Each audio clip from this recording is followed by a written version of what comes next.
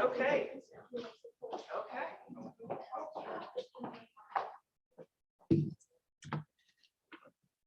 Are we good?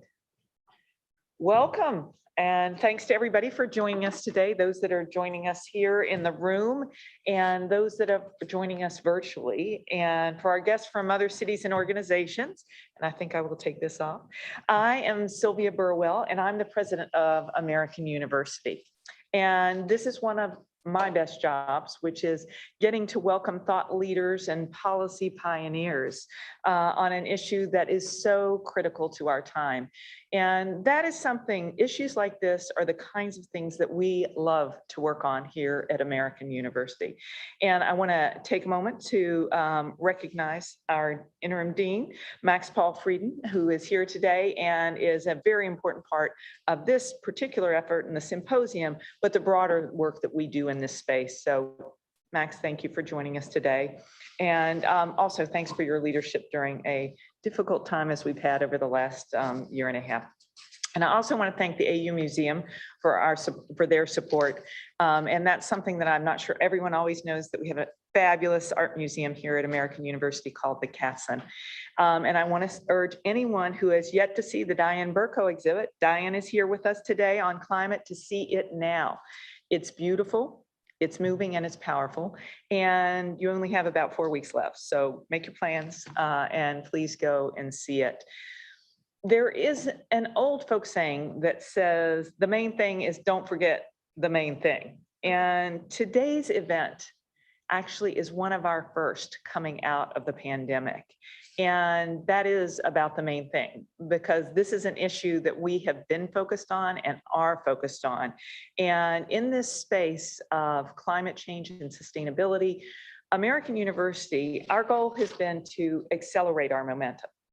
So 10 years ago, we launched our Center for Environmental Policy, and the center made a wise decision to make it a multidisciplinary approach. That was really quite important.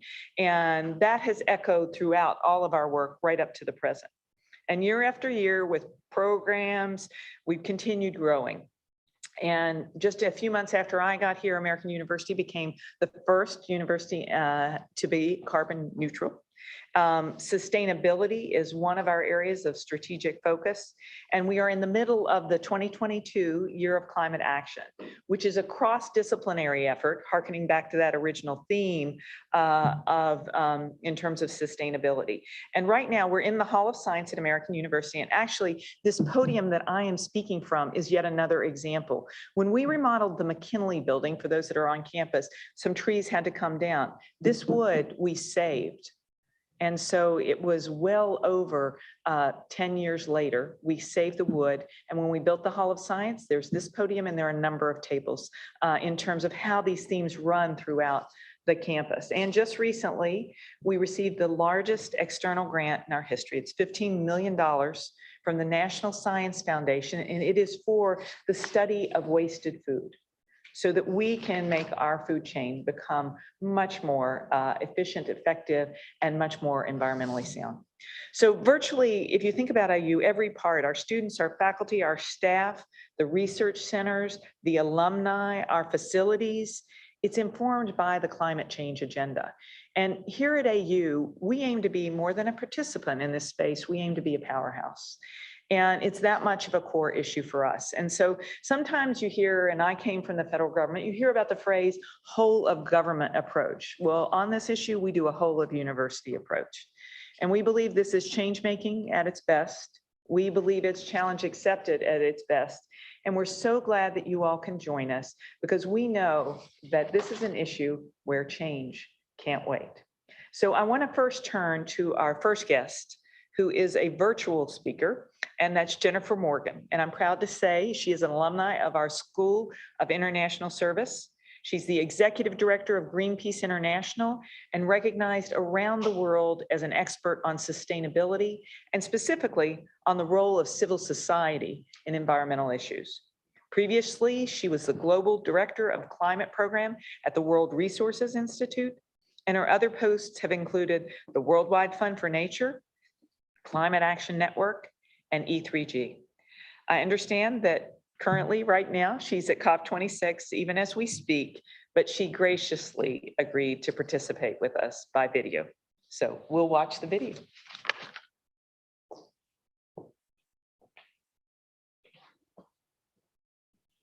Hello, and thank you for the opportunity to send this message to you today. It's an honor to speak with you as an alumna of the School of International Service at the American University. In my call to you to act for people and the planet, I would like to speak about a woman who deeply inspired me. Without her, I don't think I would have the career I have today, including being the executive director of Greenpeace International. Petra Kelly, an AU alumna and ecofeminist activist, Petra was one of the founders of the German Green Party, the first Green Party to rise to prominence both nationally and globally. I was so privileged to meet her and hear her inspiring speeches when I was an AU student and read her book, Fighting for Hope, cover to cover in one sitting in the SIS lounge. Her words, her actions truly changed my life.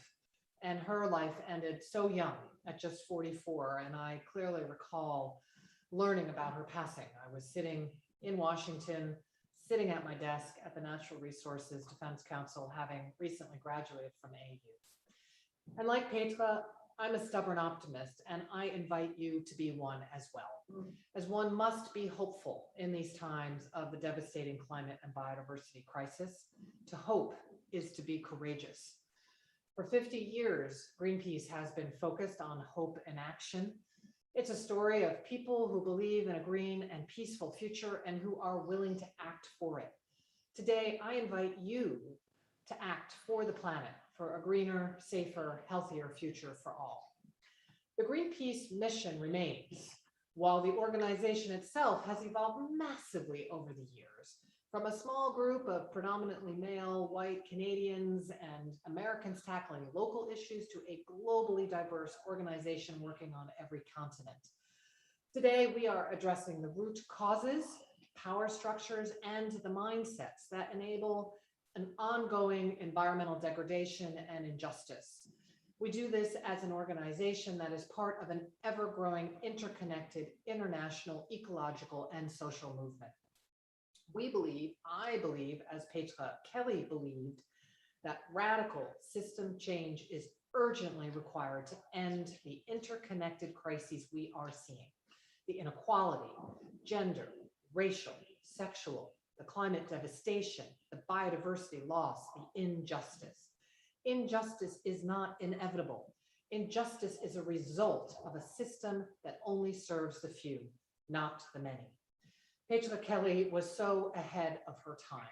She brought together the need for peace, for a safe environment, and how the patriarchy was torturing us all, men and women, boys and girls, all people and the planet.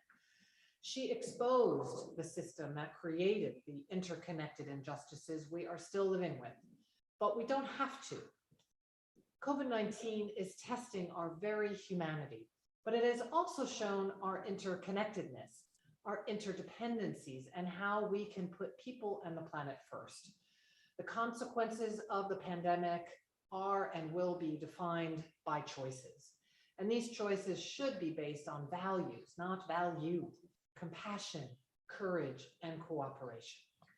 With less than a month to go until the UN climate talks in Glasgow, the most important since the Paris COP and the Climate Accord, governments and big polluters are in turbocharged mode to hoodwink the public into thinking they are acting responsibly and justly. And at its core, this climate conference is about compassion, courage, and cooperation.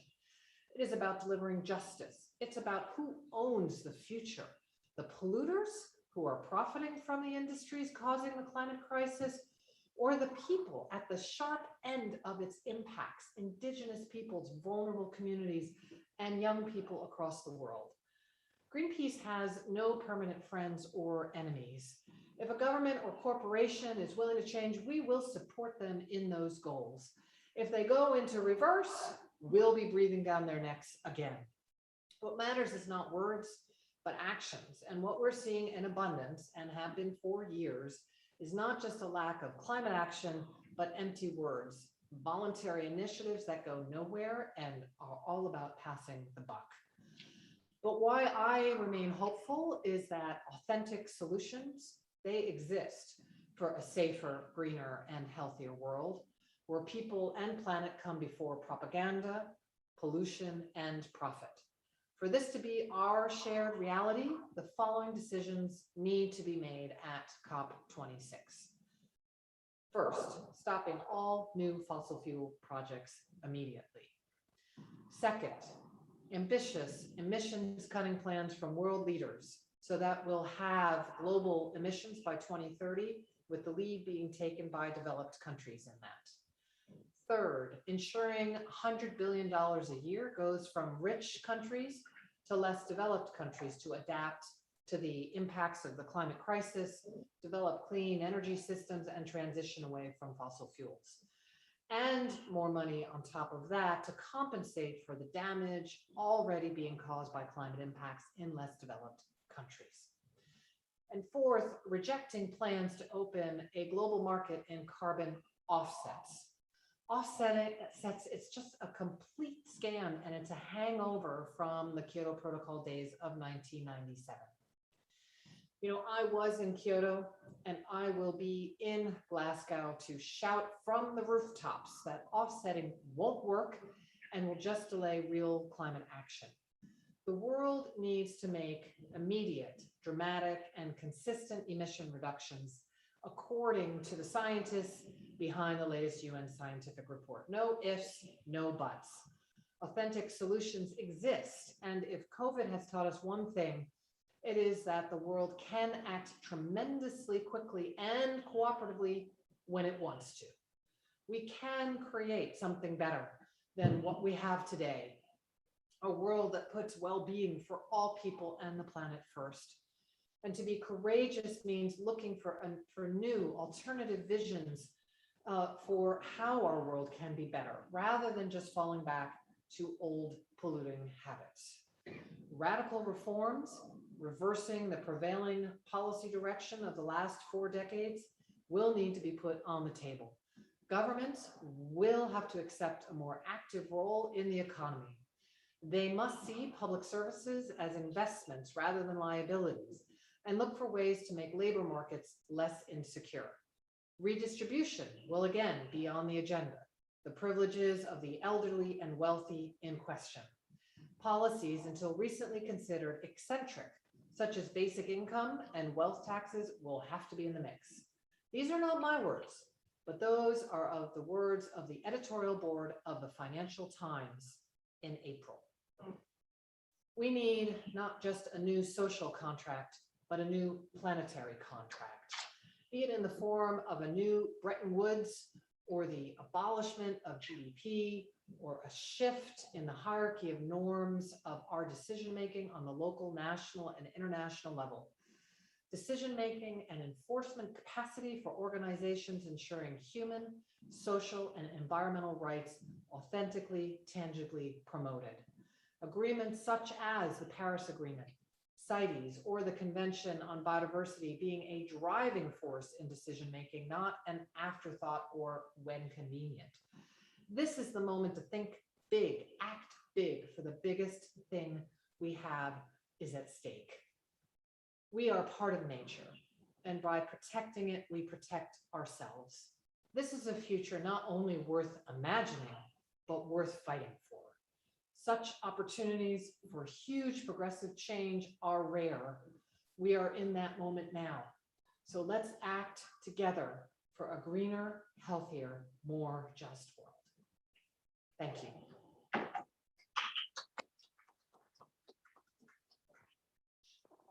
That was excellent, and we will all extend our thanks and everyone's thanks to Jennifer. And I would add, you know, when I was speaking before, that alumni engagement is another dimension to the work that we do. And I think that this, you know, at American, we say change makers for a changing world, and I think you clearly get that sense from what you just saw.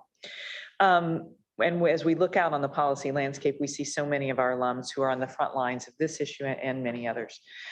If There is one thing that you can count on, and I think we all know what's happening right now, a global summit, and any kind of global summit, it's about how the timing of global summits generally work. And that is all the big bombshells, breakthroughs, and things that are going to happen usually come in the final weeks, sometimes kind of even in the final hours of these things. And that's why we are so lucky today, with just a week or so left in COP26, to have our main guest today. And that's Dr. Mustafa Santiago Ali.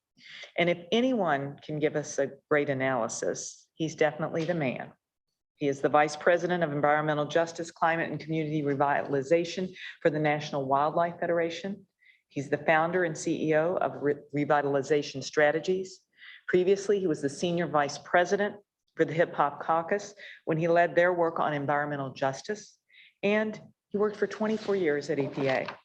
If you add it up, he's been fighting the good fight, the fight for social justice and the environment, since he was 16 years old.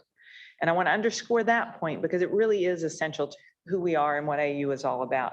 We want our young people, from the moment they arrive at American University, to recognize the direct impact of climate change on our lives, the global things at stake, and finally, that there is a very real opportunity to impact change and make a difference.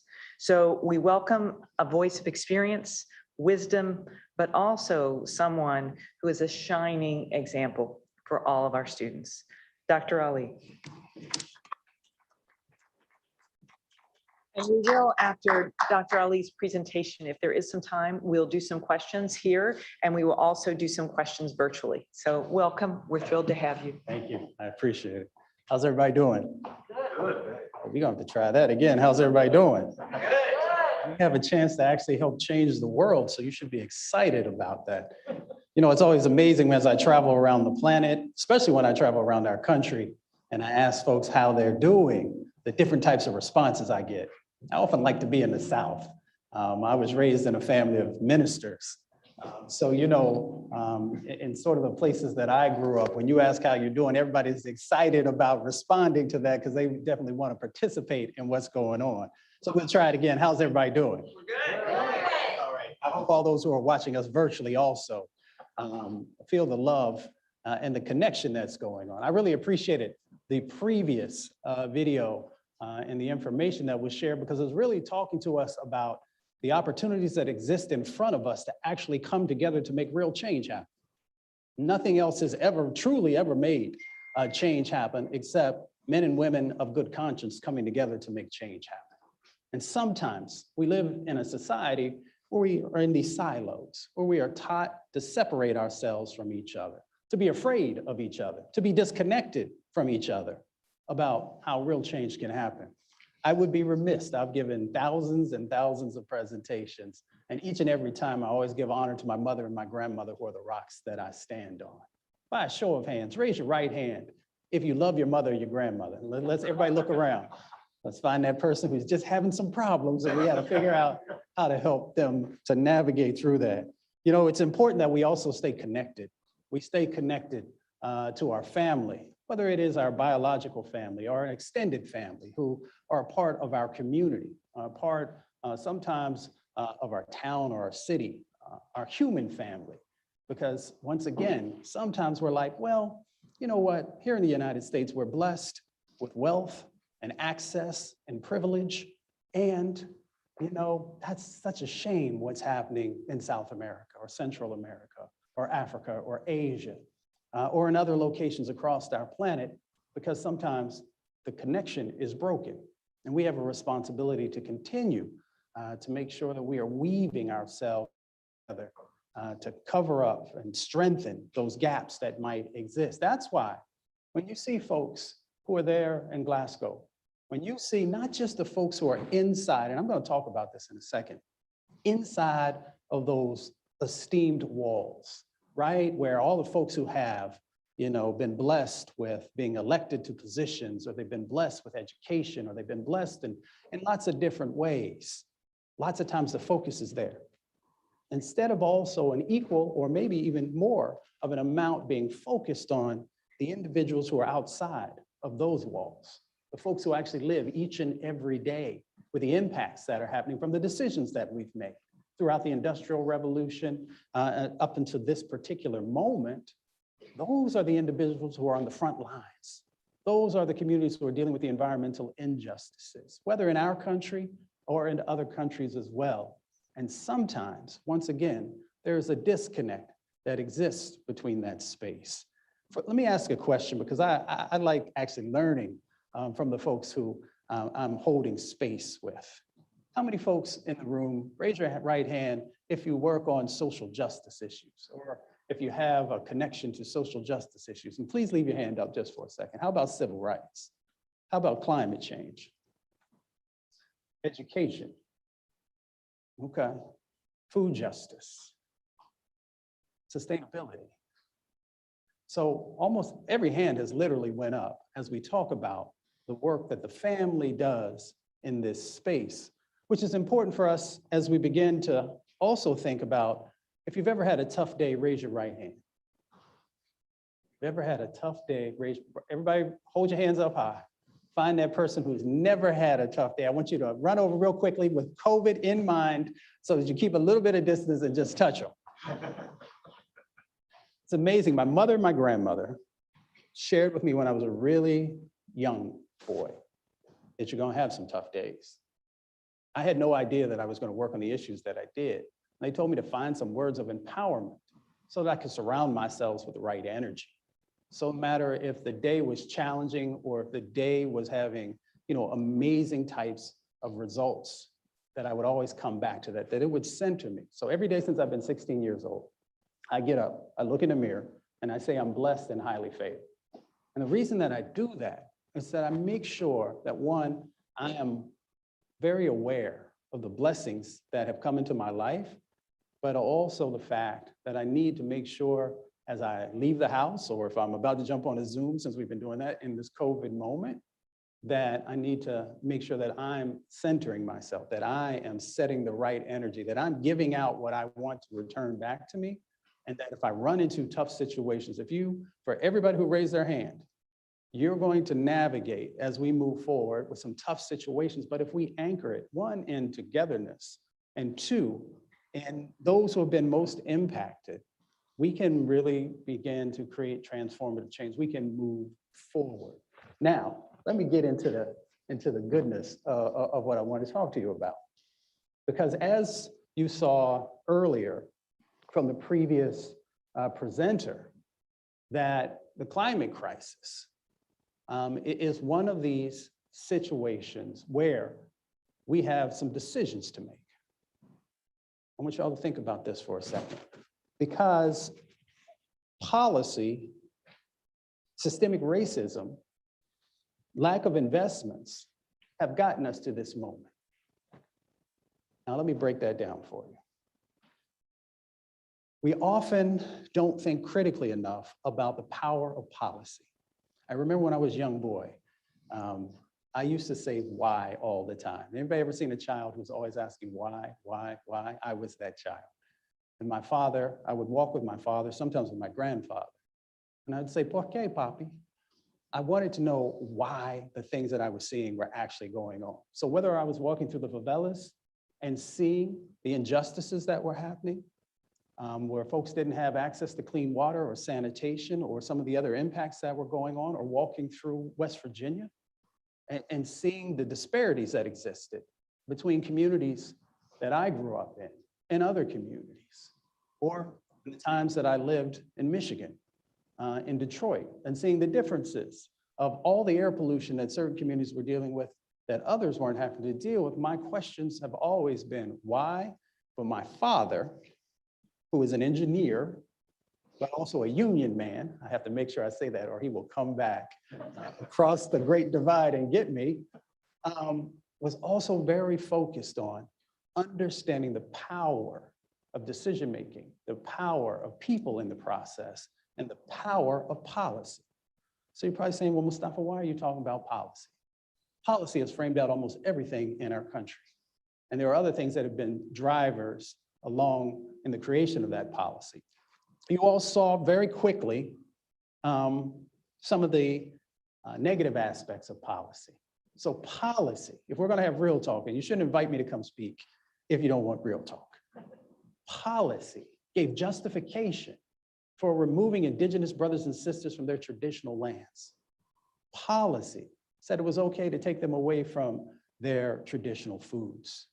Policy for some indigenous brothers and sisters also was a driver, whether on the Trail of Tears or a number of other things. And here's where it gets really scary when policy is not utilized in a proper way. Policy also gave justification for the genocidal actions that also happened in relationship to blankets with smallpox being placed into many of the communities.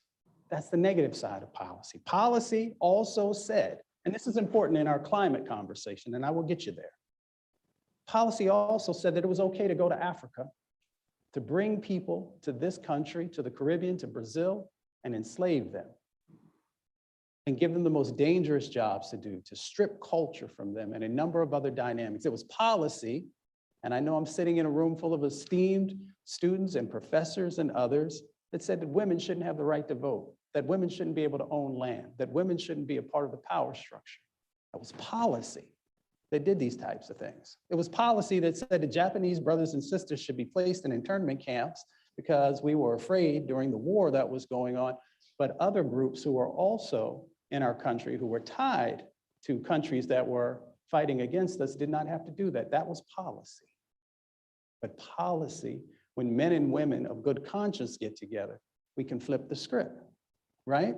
So we know that it was a policy set of conversations with the power of people that began to address Jim Crowism and that began to address the civil rights issues and to be able to get many of the landmark pieces of legislation in place that helped us to move forward. It was policy that also helped women to be moving in the direction of regaining the power that should be equal for everyone inside of our society. We still got a lot of work to do on both of those, and we'll talk about that as we move forward.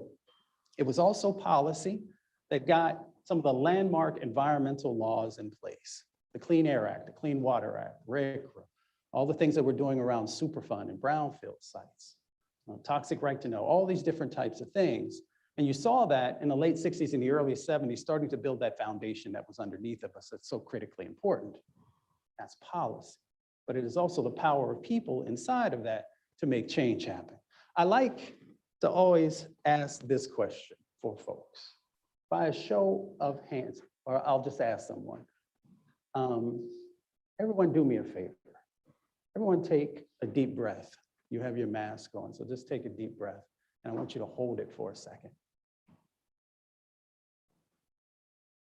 Now slowly let it out. It's an autonomic response. It's something that we do 20,000 times a day on average. Some folks may take a few more breaths, some a few less. 140,000 times a week, about 560,000 times a month, about 1.76000 times a year. And the reason that I raise that is because when we're talking about the impacts of climate change, we often forget to ask the question, how did we get here? By a show of hands, how many folks know what's going on in the Manchester community in Houston, Texas? How many folks have ever been to Houston, Texas? How many folks know that Houston was just in an important baseball game at the World Series? I ask the question because we often jump to the solutions and the sets of work that need to happen in relationship to the climate crisis without realizing how we got here. So the majority of the fossil fuel facilities are located in communities of color, African-American communities, Latinx communities, sometimes Asian Pacific Islander communities, on indigenous brothers and sisters land, which all of this is their land, of course. And we forget that for decades, folks were saying, please pay attention to these impacts that are happening in my community, like the Manchester community in Houston, Texas, in the Manchester area. If you go there, how many folks in the room have a old car? Okay, we got a couple folks. Oh, keep your hands up. How many folks have a classic car? Because sometimes a classic car will get people to raise their hands instead of an old car. And the reason I ask that question is because if you have a classic car, in many instances, you can roll the window down. When you go to the Manchester community, a hardworking Latinx community, you often feel like you're breathing in gasoline fumes because of the various things that are going on there, the refineries, all these petrochemical facilities that are there, a number of other polluting facilities. And why that's important is that there's an iconic photo, and I'm not sure if I had it in there or not, of Cesar Chavez High School. Cesar Chavez High School. So I ran track all through college, a little bit after college. And I know how difficult it is when you can't breathe. And to think about what these kids have to go through, because you'll see the track, you'll see the school that's in the background, and then you will see all of these refineries and the flaring that's going on. And many people have seen recently in the news the conversations around capturing methane and a number of the other air pollution things that EPA and the administration is working on. These is the reality that folks are dealing with every day. And for those who did not want to pay attention to what was happening in Black and brown communities, now that same pollution is playing a significant role in warming up our oceans and warming up our planet and causing many of these catastrophic storms and other things that are happening. How many folks have heard of Cancer Alley? Cancer Alley, running between Baton Rouge and New Orleans. As far as the eye can see, nothing but facilities. This is a set of communities that founded these areas when they came out of slavery. And then all of these facilities began to surround them. How did they begin to surround them? Through policy decisions, restrictive covenants, redlining, zoning laws that allowed these folks. And now in this community, because of the air that they breathe and toxins that they're exposed to, they have just these astronomical rates of cancer that are going on. Liver and kidney diseases, breathing difficulties. The 48217 in Detroit, one of the places that I grew up next to, when kids look out the window, instead of seeing trees, like when we were here at American University and you look out and you see this amazing set of greenery, that's not what kids see. It's not what they experience. These are the impacts that are going on that are a part of the driver of the climate crisis. And we have to be very, very clear about that. Well, you're saying, Mustafa, that's on the Gulf Coast. And that is also in Detroit or in Michigan. You can go right across the bridge into Southeast DC, and you will have individuals who are being disproportionately impacted from the air pollution that is coming off of 295 and through these other transportation routes that are right there. So it's right in your backyard. Or if you happen to live or drive through Baltimore, near Curtis Bay, where kids have literally been fighting the pollution that's there for decades now. That is a driver in what's going on in the climate crisis. All of you know that there are four main drivers for the climate crisis.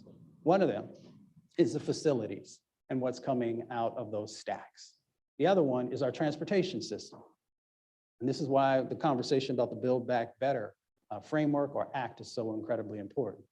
Because once again, it was policy that said that we can run roads through certain communities. We can build bridges through certain communities and break them up. We can dump off wealth into certain communities and pollution into other communities. And those communities that were often the ones who got the pollution were Black and brown and lower wealth white communities, and sometimes on indigenous lands. The other part is the deforestation. And we know who's been the ones who have been protecting the forest and the jungles and the grasslands for millennia. It has been indigenous brothers and sisters. It has been African peoples. It has been other folks of color who are the ones who have been doing it. So that's why when we have this conversation about COP26 or the G20 or some of these other things that we can get into deeper sets of actions that are going on, those voices have to be a driver in the sets of solutions. And the reason for that is because those are folks who lived in harmony with their environment since the beginning of time. Does that make sense to everyone? By show of hands, how many folks in the room have had a drink of water or a beverage in the last 24 hours? Raise your hand. Okay, you can put your hand down. So we often want to separate our air issues from our water issues. They're interconnected. And that's why I appreciated when the president was sharing about intersectionality.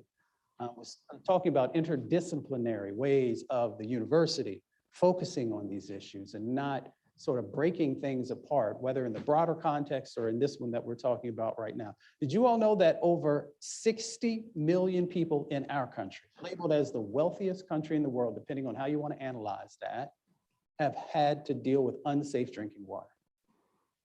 When I say Flint, Michigan, what does that bring up inside of you? Let me ask my sister who's right here. Systemic racism, she said. How about you? Disgust. Disgust, okay, brother. Anger. Anger, all right. Sister.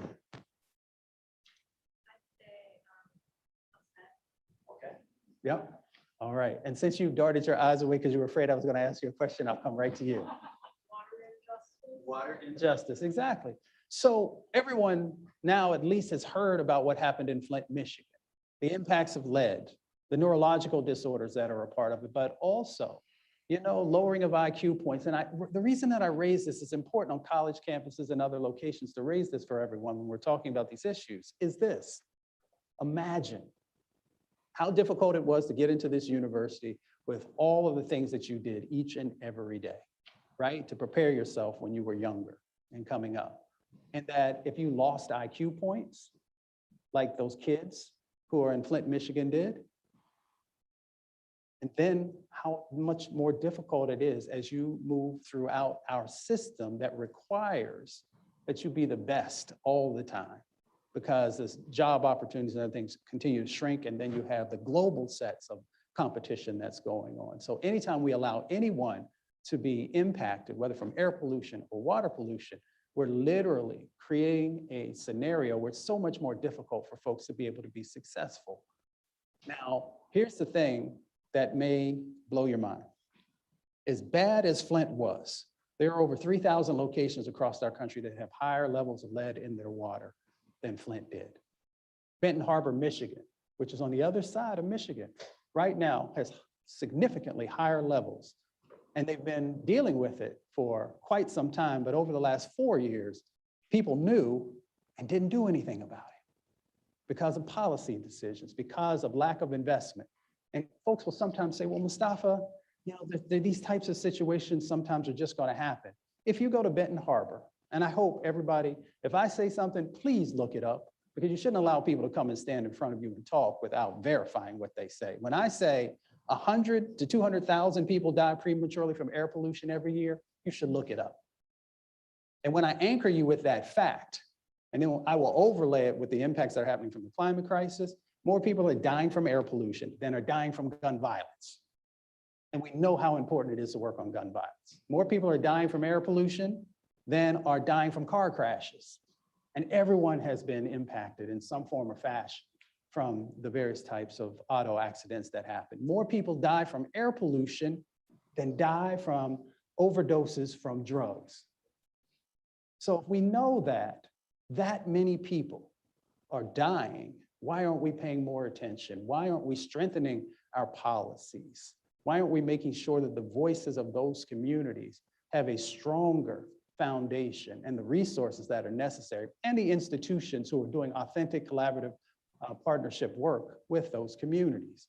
That's the reality. And that's why sometimes when folks talk and they talk about parts per million and parts per billion, and I can get down with you on that, that doesn't mean anything to Mrs. Ramirez, doesn't mean anything to Mr. Johnson.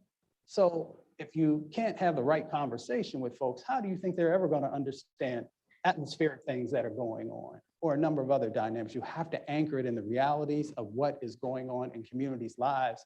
And that's why when we talk about Flint, Michigan, or Benton Harbor, Michigan, or we talk about places like the Black Belt, where people are literally walking in human waste because of the lack of infrastructure.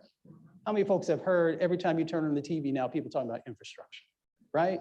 Whether we're talking about Build Back Better framework, or we're talking about the bipartisan infrastructure bill.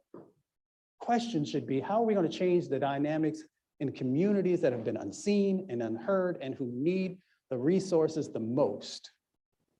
And that's a conversation. In that 24 years of federal service, I spent 2 years on Capitol Hill working for John Conyers when he was chairman of the Judiciary Committee. So we have to understand that we have to refocus where our resources are going if we're serious about making real change actually happen. Now, folks often want to hear my story. My story is really simple. You know, I was raised in a family that was focused on civil rights and workers' rights. My grandfather was a coal miner, right? So we now demonize coal miners instead of the individuals who actually knew what the impacts were and focusing our energy there. My grandfather was one of those individuals that people would come from counties around and they would sit on his porch. And my grandfather used to have a bushel of apples and he would cut those apples. And I would sit at his knee, and so that I would be still, he would cut a little piece off. Every time he was sharing an important piece about strategy, about making sure that the union or the other things that the workers were asking for to be able to be better protected, because many of them who came up out of there ended up getting black lung, which is another respiratory disease. You know, he would cut that piece of apple off to reinforce the lessons that he was teaching me about how important it is to make sure that everyone is a part of the decision-making structure and the sets of solutions and goals that we're moving forward on. My story is being mentored by civil rights leaders and the early environmental justice leaders, and understanding that it's about communities. So we often forget that. Our institutions, and I hope American University is different, sometimes are disconnected from what's going on inside of community. 21st century organizations understand that they have to be a real partner in the communities where their footprint is, and hopefully beyond as well. Nonprofits understand that they have to shift their portfolios to make sure that they're better funding the work of frontline organizations and others. Some corporations are making moves also in that direction. Our federal government has to have an environmental justice analysis for many of the policies and steps that they are currently doing. So my background comes out of understanding that communities speak for themselves and that you have to have authentic collaborative partnerships if you want to make real change happen, if you want to have authentic work that resonates with individuals. And as we are making this journey to address the climate crisis, that's going to be the defining factor, because we see what happens on Capitol Hill every day, where folks try and play one against the other. If you look at the bills, it's really interesting. We can go deep into this. We go to the question and answer section, where we went from a $3.5 trillion Build Back Better framework, right? Or the reconciliation bill, or one of the other names, and how different parts of it continue to disappear and shrink and shrink and shrink. And then folks begin to battle against each other because the pool keeps shrinking and shrinking and shrinking. I came out of a family who believed in abundance, that if you do things right, things will continue to grow and grow and grow. And unfortunately, we have some folks who think that the pie is only one size. For those of us who have taken economic courses, you've seen those pie charts and how we break stuff up, which is, you know, an important set of conversations. But I just come from a different paradigm, and many of the people I work with come from a different paradigm, because then it gives folks an opportunity to see the power of them coming together and how things continue to expand, sometimes exponentially. And that's the beauty of this moment that we find ourselves in. We now have an opportunity to have the resources to match up with the sets of work that is so critically important in this moment. When President Biden, and I don't work in this administration, I worked under a number of other administrations, when he says that this is a transformational moment in history, it truly is.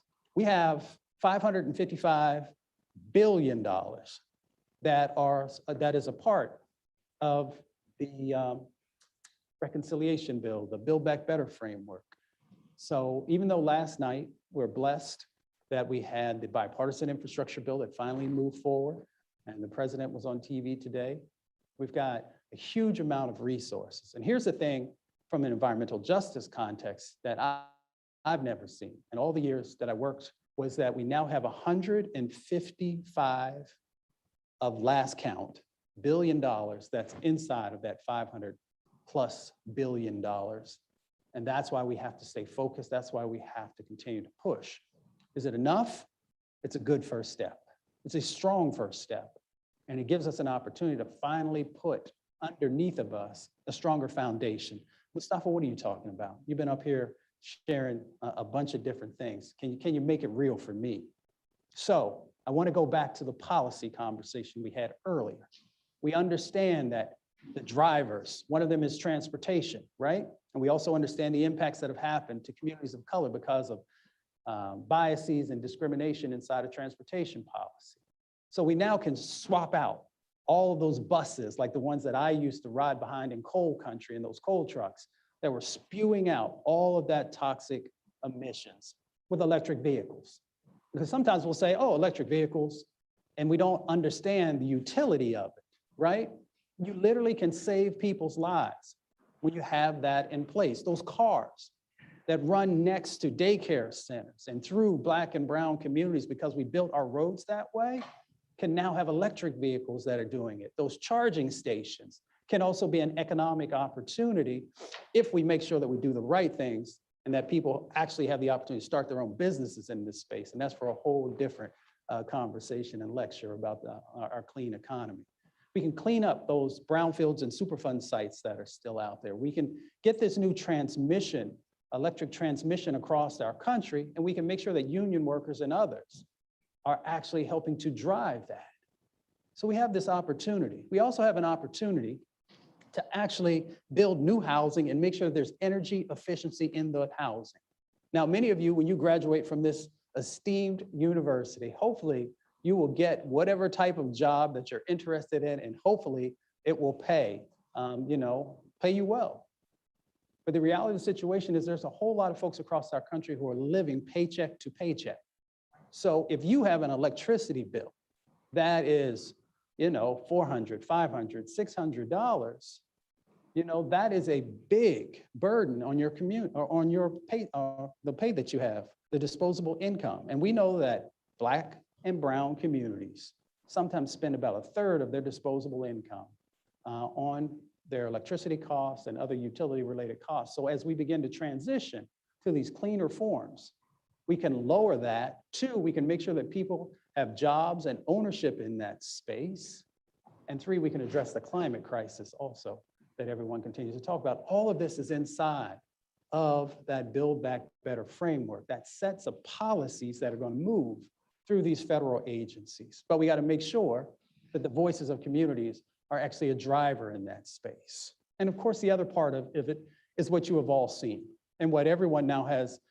It's very difficult for folks to be climate deniers because of the extreme heat events that continue to happen, which have impacts on folks who already have, immunosuppressant types of situations that are going on, for our elders and for young people as well.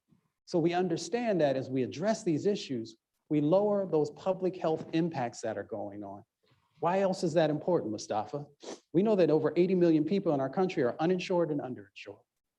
So this gives us an opportunity to take the burden off of individuals or to lessen the burden at the same time. And once again, to create new sets of opportunities. When we look at the floods that have happened, you guys remember the floods in Ellicott City a couple of years ago? Were folks around at that time? But they had these back-to-back, just amazing floods. But you don't have to go any further than right down here in DC. And you can see the flooding that continues to happen, and so many other locations. All of this coming together gives us an opportunity to make change happen. James Baldwin once said that if I love you, I have to make you conscious of the things you don't see. Let me say that again for folks who've never followed James Baldwin. He was an amazing, amazing writer, activist, and so many other things. If I love you, I have to make you conscious of the things that you don't see. There are far too many people who still don't see the impacts that are happening, both from the environmental impacts, from environmental justice, and the impacts that are happening from the climate crisis. And that's why we have to continue to educate folks. We have to continue to try and build collaborative partnerships. We have to continue to engage in both these local and state, federal, and international sets of conversations. And that's why events like this is so incredibly needed and important, because it continues to expose folks to information. And then we help folks, I never tell folks what to believe in. I tell them, make the best choices for yourself. So let me throw a couple of other things in here as I close, because I have no idea how long I've been talking. If we're going to make real change happen, we've got to better support all of the young leaders across the planet, and especially here in our country. If we're not going to do that, and what that means is you have to not just invite people into a conversation, but your structures have to change. And what I mean by that is that you have to create opportunities where folks' voices actually have the ability to reframe certain things or to support it, depending on what the particular issue might be. In the federal government, before I left, I looked around and I remember when I was a student and how there was never a vehicle for young people's voices to play a role in giving advice and recommendations and helping be a part of change. So I created the first ever youth-focused climate and environmental justice work group. It was a part of a FACA. And it was to give all these amazing young people an opportunity to actually frame out the direction that we were going in. So all of our institutions have to think much more critically about it. The other part is, and you guys probably saw a little bit in there, that we have to have opportunities for creatives to be a part of the space as well. All those great poets and writers and rappers and singers and everyone else that actually can help to move folks, to build bridges between communities. It's so critically important. That's a part of my work at the Hip Hop Caucus. And then we have to do this last thing that's incredibly, incredibly tough. And I'll close in 1 second. My aunt and my mother used to say that you have power unless you give it away. We have to help people to understand that you truly do have power. Many of those earlier things that we talked about, you see power playing out when people began to come together and said that things are going to have to change. What I appreciated over the last, well, now it's almost 2 years, is with the Black Lives Matter movement and how you saw African-American brothers and sisters, you saw white brothers and sisters, Asian and Pacific Islander brothers and sisters, you saw indigenous brothers and sisters, you saw the LGBTQIA community and so many others coming together, saying that this 21st century has got to look different. These injustices can no longer happen. And sometimes people miss the power of that moment, of that movement, bringing all these folks together. By a show of hands, when you were in elementary school, raise your left hand. We'll see if you're paying attention. If you had a class on power dynamics. How about in middle school? Power dynamics? No? High school? So we had one person, okay. He said sorta. College, Power 101. Okay, thank you, President. So if you ever took a step back and asked yourself, why aren't folks teaching us about power dynamics and the importance of it? And how does it play out? How does it impact folks? How is it an opportunity to actually make real change happen? You see, you have power unless you give it away. And lots of times folks, one, don't think that they have any. Two, some folks think that they don't deserve any because they've been taught that or they've been told that. And in three, there's another small group of folks who do understand what power is. And of course, they may not want you to know all of that because then it may cause you to better want to raise expectations and make change happen. So it's just something I want you to think about. Dr. King shared with us this, that we come to these shores in different ships, but we're all in the same boat now. Think about that in relationship to COVID-19, how we're all in the same boat. Now, some of us might have different beliefs about what's going on, but it's impacting everyone. It impacts you if you're in Appalachia, and it impacts you if you're on the Gulf Coast or in California or New York or in the breadbasket or the Rust Belt. We're all in the same boat. Systemic racism, we're all in the same boat, even though it may impact folks differently and disproportionately, but there's connections to each and every person who's inside of our country. And the climate crisis really brings it home for folks that we're all in this same boat. The impacts that are happening will impact everyone. But of course, there are some boats that have some holes in them, some ain't got oars, a whole bunch of different dynamics that we have to make sure that we actually have opportunities for folks to be able to navigate this together. So with that being said, I just want to remind folks that in this transformational moment, we can make change if there's intentionality, if there's equity, and if we truly want to make sure that we're in this together. I'm Dr. Mustafa Santiago Ali. I want to thank you all for a couple minutes of your time, and I think we'll have a couple of questions now.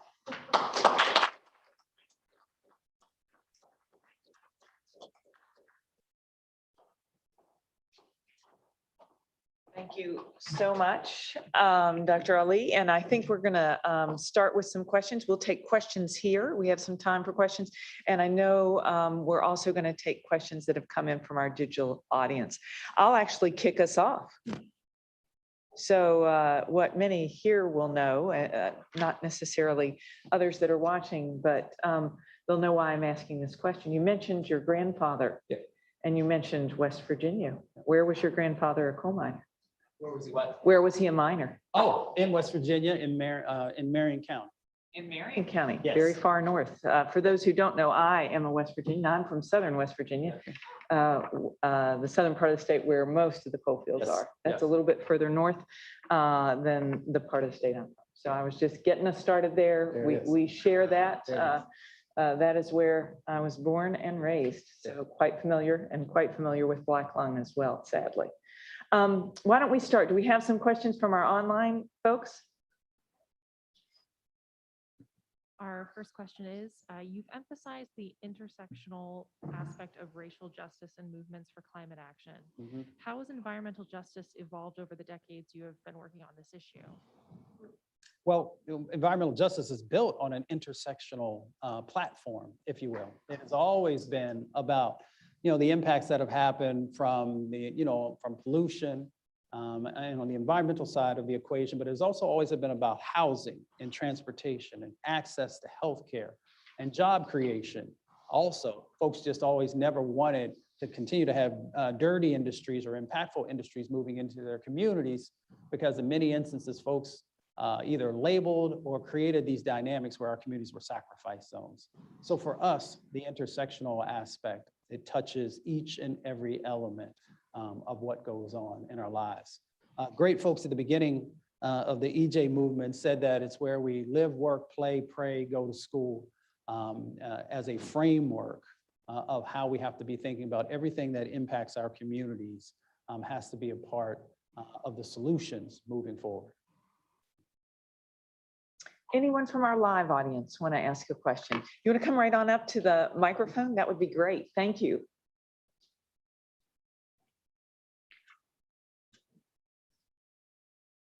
Hi, my name is Aishwarya. I'm from India. I'm actually an LLM student in the Washington College of Law. So I had a question regarding the policy. So I think it's the fact that everybody knows that most of the population lives in poverty all over the world. So all this climate change decisions that we take in the higher level, to my understanding, it goes down to the choice, right? Whether you want to choose a fossil fuel influenced product or electrical renewable energy influenced product. So when you take the people who are in the poverty level, for them it is mostly like, why should I care about this? How do you address issue like that? Very simply, because the folks who are on the lowest end of our socioeconomic stratus are the ones who get most of the public health impacts. So, folks are going to have to end up dealing with having asthma or cancer or liver and kidney disease or other breathing difficulties. But you raise a good point, if I could just add a bit to it, because as we're trying to tell everyone that the clean economy is the North Star, then we have to also understand that there are many who can't necessarily afford it. And here's where some of the really innovative ways of addressing some of that are now currently going on. So what you'll find is that everybody talks about solar. Solar's great, solar's great. And solar is great. I had a solar kit when I was a little kid. But for many folks, they couldn't afford solar. So a part of some of the work that's going on Capitol Hill right now is to front end incentives to make solar affordable for folks. So instead of getting it on the back end of when you pay your, when you get your tax return, they're moving all that forward so that folks who normally couldn't afford it can. Doing the same thing also with some of the electric vehicles, moving those incentives forward so that people can afford a Volt. Or for some folks who might be in the room who are blessed, you can afford a Tesla if that's your thing. But it's about making things more affordable for folks. That's one part. Let's broaden it out. And it's also a little bit on the domestic side. For brothers and sisters from the international space, there has to be significant investments from those countries that have been blessed with wealth, making the investments as well. India is a great example. I've had conversations with folks in India who are like, all this sounds great, but we're also dealing with X, Y, and Z. So when you come to us, then you better also be coming with resources to help us to be able to fully institute this and support it, being able to move forward.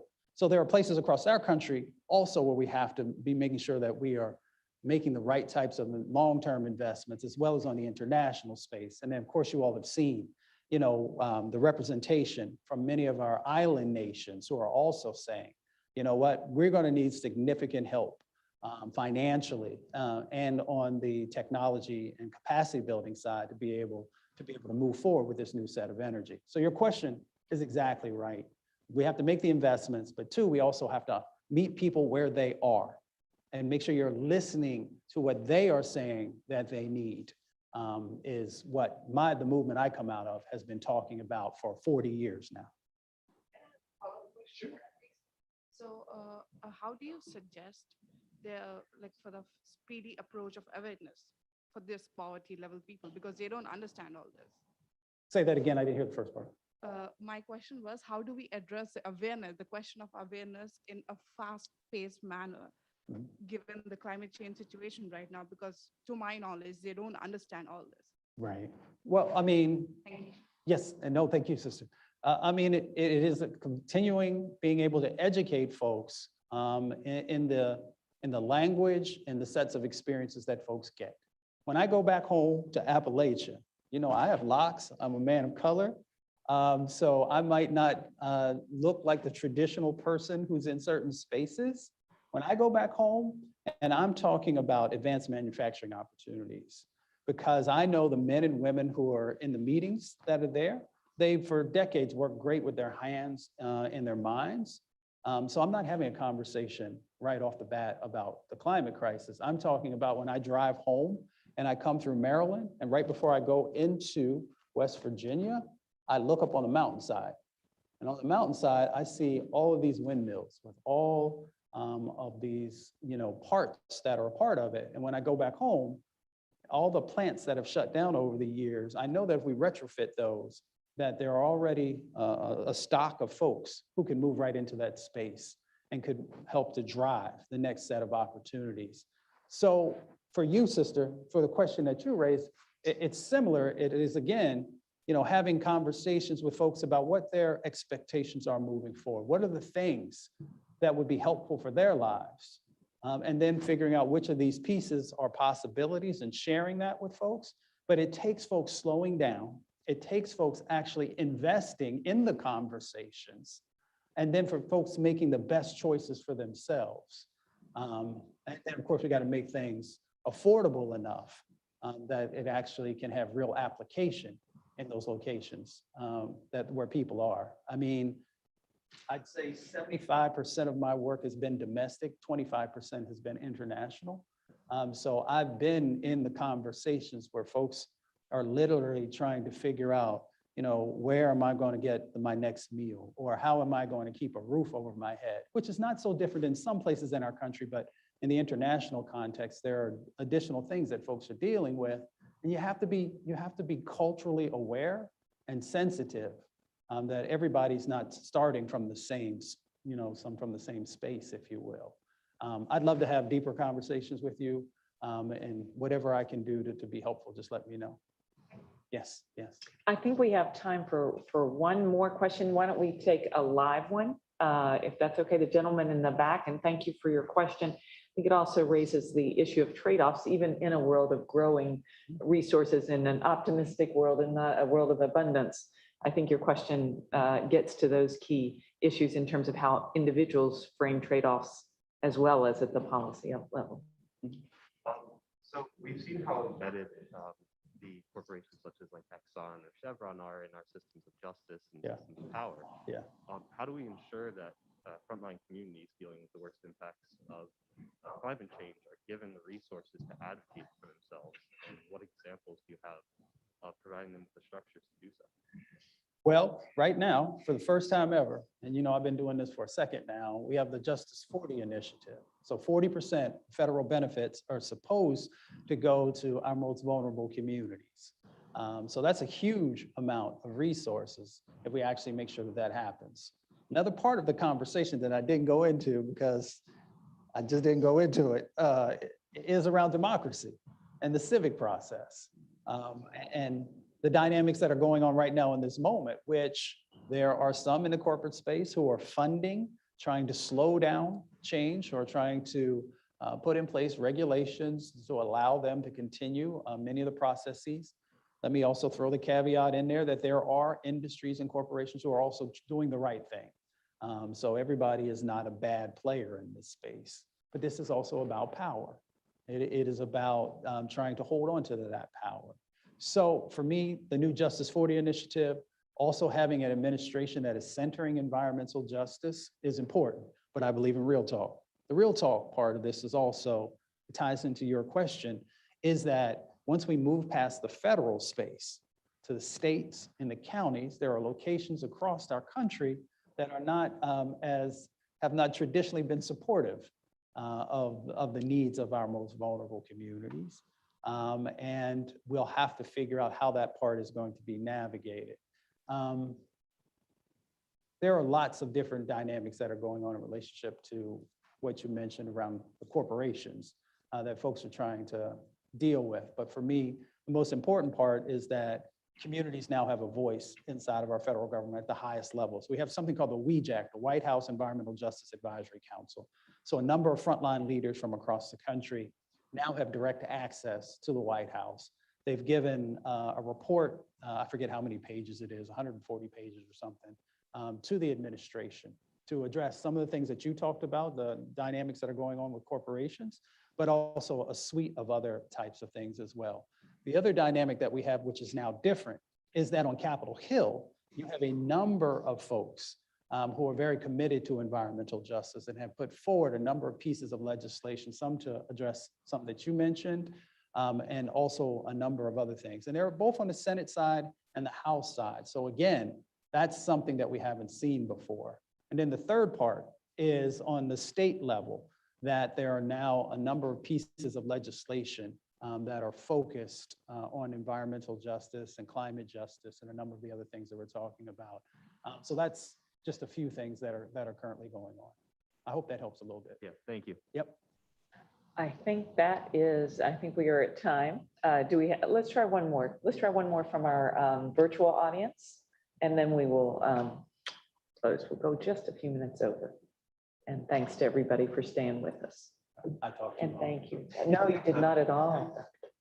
One of our questions from online on YouTube. What is your hope for COP26? What's my hope for COP26? That it doesn't look like COP25 and 24 and 23 and 22. That we will finally make the commitments that are necessary, right? So all the dignitaries have now moved all the way. And now the folks who are the ones who actually have to hammer everything out are actually doing that. I had hoped before the COP started that we would better center the voices of frontline communities from across the planet on the main stage, and also in the sets of negotiations that are going on. So you've seen some of the things. There are some initiatives that have come out where folks are no longer financially going to support oil and gas and coal. That's huge. I was pleased to see also a huge amount of countries coming together around the deforestation that's happening across the planet. So that was really positive as well. I'm pleased to also see the compacts that are coming out around methane as well, because everybody knows that methane actually warms the planet up faster than carbon does. Carbon just lasts longer in the atmosphere. And I'm also pleased that there are a number of world leaders who are now looking at the Build Back Better agenda, framework, however you want to label it, and are thinking critically about which elements might work back home and the financing that would be necessary to make sure that, vulnerable communities can play a significant role in that space. So I say all that to say, I'm hopeful, but I'm cautiously optimistic. And here's why I'm cautiously optimistic. No, here's why I'm cautious. It's because Russia's not there, China's not there, Saudi Arabia is not there, and a couple of others. That China right now is the largest country that is contributing to the carbon sets of pollution that are going on. We're number 2. So not having them there is something that I would like to have seen, but folks will do the diplomatic work afterwards. And then because we have all these countries who are recommitting again, folks can also begin to place pressure on those who are not. But there has to be real accountability, because even, our country who showed up, we've got to make sure that our commitments become real. And we've got to also push to make sure that the other countries that need the resources to be able to go on this journey, that they have them. So I'm cautiously optimistic. I've seen some positive things. There are additional things I'd like to see. And what I'm hoping is that we make some modifications to our timeframes in between these really big events, so that we can do what's necessary to make the shifts in a much more expeditious fashion. So that's my long way of trying to answer some of the dynamics that have happened in COP, and what the sets of expectations are moving forward. Yeah. Well, thank you so much for today, but even more, thank you for your commitment and all that you've done on these issues over time. A pleasure to have you here, and always a pleasure to be with a fellow West Virginian. There he is. There it is. Thank you. Can I just say real quickly? Yeah. There's a difference in West Virginia. You have West Virginia University in the north, you have Marshall University in the south, and they both are fantastic organizations. So those are like the 2 anchor institutions in our state that lots of folks often know about. And 2 great football teams. I won't say which one's the better because I'm here with the president. So it's okay, because AU doesn't have one. So I do have to support West Virginia teams. There you go. There you go. So I just wanted to say, I hope you visit West Virginia, because it is Yes. wild and wonderful. And since your president comes from There was a photo of rafting. There was. There was a photo of rafting that was either the New River or the Golly. Yes, it was the New River. It's a good time and you should go. Yes, yes. I'm going to sit down now before. I'd like to encourage everyone to continue with the symposium. Thank you all so much for attending this session. Would like to encourage everyone to attend the next session, which will be virtual. Thanks everybody for being a part of this today. Thank you. Thanks. Oh, no problem. No problem. Can I give you this? Yeah. The whole symposium today